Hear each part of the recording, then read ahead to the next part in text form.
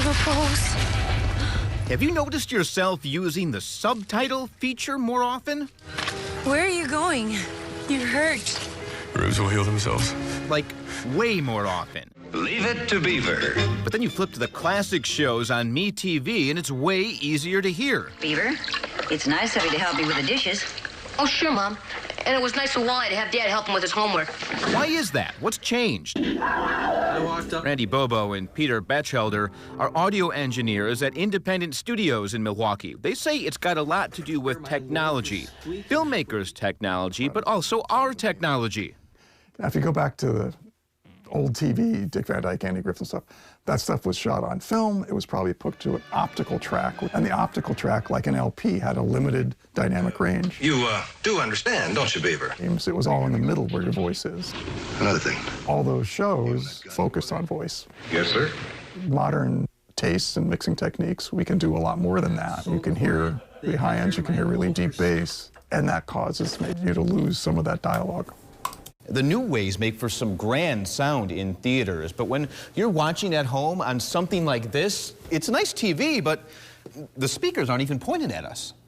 Screen's more important than the audio. Another reason has to do with artistic expression and the dynamic range.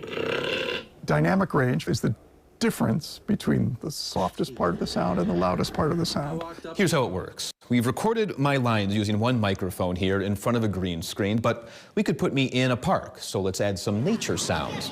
Watch as the audio layers start to stack up here in our editing software. We'll add some traffic noise. Maybe there's a baseball game nearby. Helicopter going overhead. Things are starting to get a little intense, so we'll add some music to heighten that tension. I'm starting to get a little scared.